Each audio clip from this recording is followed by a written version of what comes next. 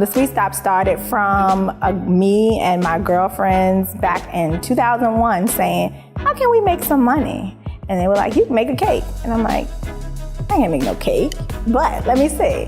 And I just started to play with it. It was just like, let me play with this. Let me see what I can do. So it was experimenting and spending money and experimenting and taking stuff to work and saying, taste this, look at this.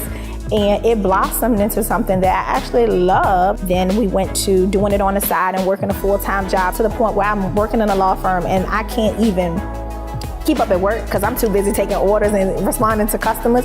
And then it was just like, you know what, I need to leave this. I really love this. And I like my job, but I really love this, but I can't keep it up. It's no way for me to run a full-time successful business and work a full-time job. At that time, I was with my husband and we had to talk about it. It wasn't a just me decision. I had to go to him and say, so I want to leave my job. And he was all on board for me leaving my job to do it. And I left the job and I did it from home full time and we outgrew home. It got to the point where it was like, I can't do this from home anymore. Like we got to take it to the next level. And I had opened my first store in Regency Mall in the food court. We exceeded what we thought we were going to do. But I grew too fast and I moved to a new location. And it was a great location, but the expenses as a small business, I think small business owners don't look at. When we want to get that brick and mortar, we don't look at what it takes to keep that brick and mortar up. My mom and I came to work one morning and getting ready to get orders out, stuff in the oven. And I knew something wasn't right, just felt it. It just felt something wasn't right. And the lady came to the door and she told me she was from the company who I was renting from.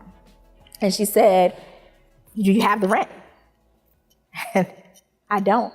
And she had a sheriff with her. And she said, we're here to lock you out. You gotta get out. And we have the locksmith here to change the locks right now. You gotta go. And I remember just like being in this like, what? Cakes in the oven. I told my mom, I'm like, pack this up, pack that up, get my mixer, get this. And they caught wind of it. And I saw the lady make a phone call and she gets back on and she says, you can't take anything with you. Bring that stuff back in. You gotta go, just you. You have to go. And I had to leave everything. I had accumulated like 14 years worth of stuff. Ovens, pans, mixers, just everything. And they made me walk out that door because I had gotten 2 months behind in the rent. And because I took priority was pay my employees. I need them. I can't work this store without them. So before I pay the rent, I'm gonna pay them. But it just wasn't turning over quick enough. And I walked out of there that day, and that was the last time I stepped foot in my own bakery. I lost everything. And it was at that moment I said, here I am, I had reached the mountaintop, been to the top, I was there, I was making it. And with the snap of fingers, I was in the valley. Just like that. 12 years of legal experience, I couldn't find a job. No one would hire me. My bakery was gone. I didn't know what to do. And at that point I said, this is not for me. God doesn't want me to do this, because if he wanted me to do this, this would not have happened. And it hurt because my husband had no idea.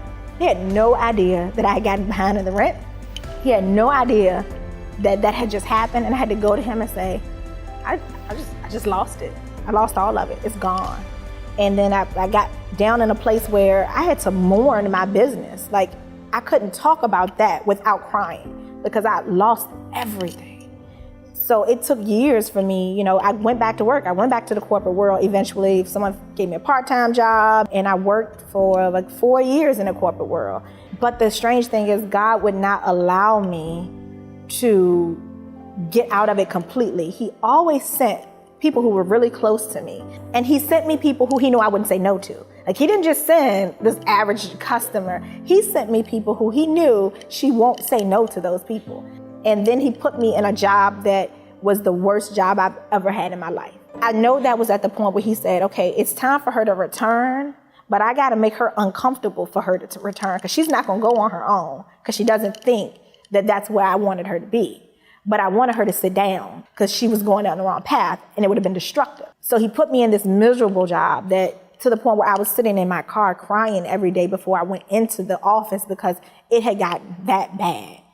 And it was that point I started fiddling with it again, just a little bit here, a little bit there. But it started to be like this, like people coming back, like, oh my God, you're back. old customers, you're back. Oh my God, what, can you do this? Can you do that? And I made the decision in October of 2016. You know what? I'm gonna do this again. Let's come up with a business name. Let's do this again. Dante's like, my husband, let's do it. If you're on board, I'm on board. Still supporting me, still there, cheerleader. Let's do it if that's what you wanna do. By January of 2017, I walked away from the job, just like that. But from January 2017 to now, my business has tripled. From being gone from 4 years and coming back in like a year and a half, I have gotten new customers, returning customers, new customers on top of new customers. That's nobody but God. Like, now I know this is where I'm supposed to be.